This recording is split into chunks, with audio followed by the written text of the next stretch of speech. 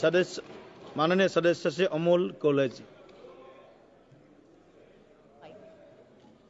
जय शिवराय अध्यक्ष महोदय, सबसे पहले मैं महात्मा ज्योतिराव फुले को अभिवादन करना चाहूंगा, कारण महात्मा फुल्यांनी लिहिलेला शेतकऱ्याचा असूड हा सरकारच्या अनेक धोरणांवर ओढण्याची आता वेळ आलेली।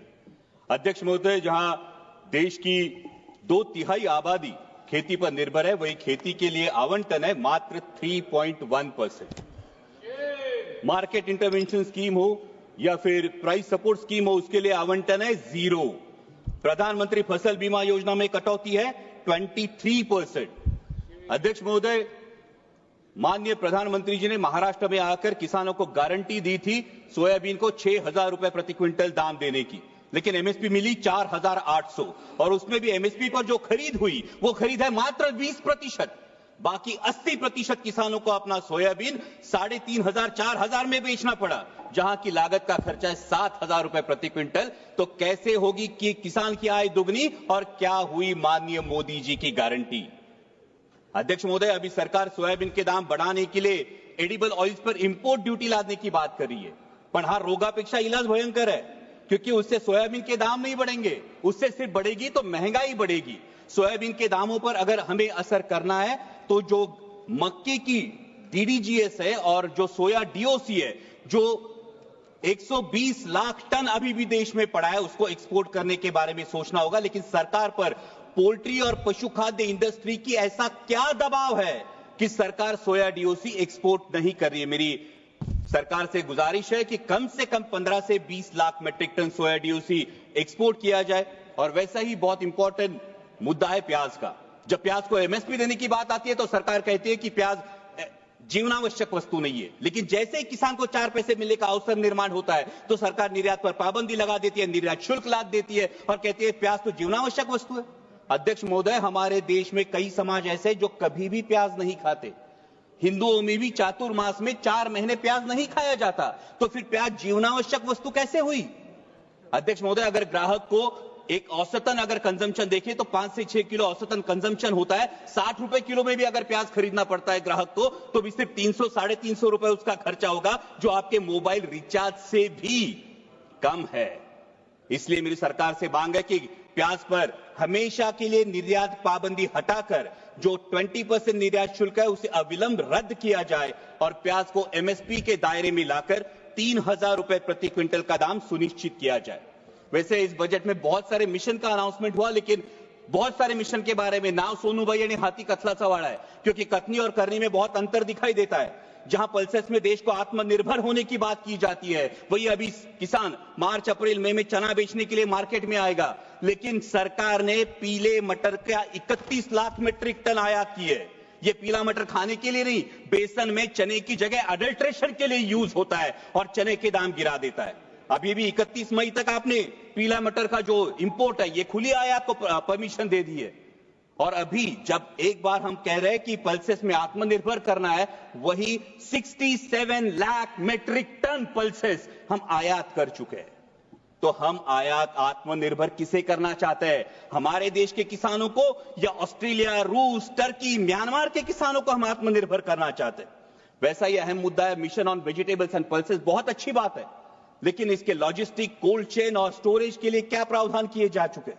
आज मेरे नारायण गांव में टमाटर किसान को बेचना पड़ता है सर 4 से 5 रुपए किलो में, और शहरों में ग्राहक खरीदता है 20 से 25 रुपए किलो में। इस मुनाफे पे क्यों कोई भी नियंत्रण नहीं है? और इसका कारण है ये बिचौलियों की श्रृंखला। इसके बारे में सरकार को विचार करना चाहिए। वैसा ही अहम मुद्दा है प्रधानमंत्री फसल बीमा योजना, जो योजना बार बार किसानों के लिए कम और बीमा कंपनियों के लिए ज्यादा फायदेमंद साबित हो रही है। इस साल का प्रीमियम है सर 10,000 करोड़।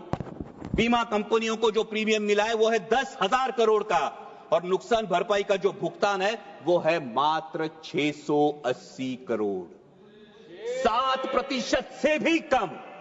और सभी नियम सिर्फ किसानों के लिए। बीमा कंपनियां तो कोई नियम फॉलो ही नहीं करती।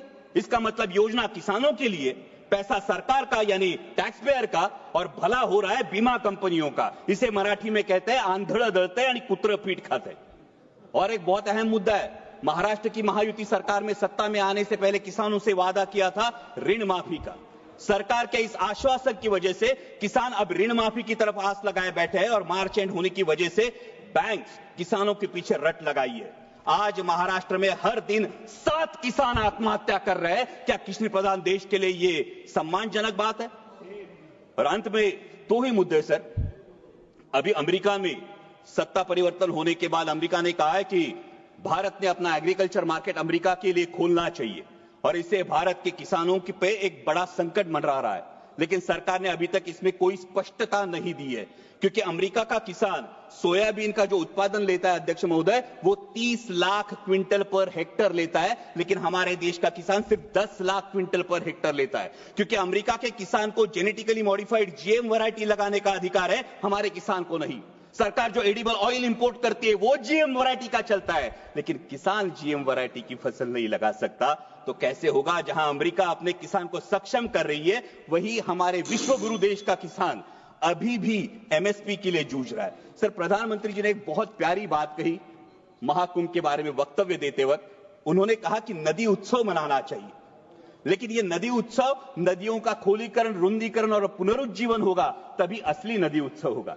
सर, महाराष्ट्र में कैलाश नागरे जैसा एक युवा प्रगतिशील किसान अगर खेतों को पानी नहीं इसलिए खुदकुशी करता है, तो क्या ये हमारे पॉलिसी पे तमाचा नहीं है?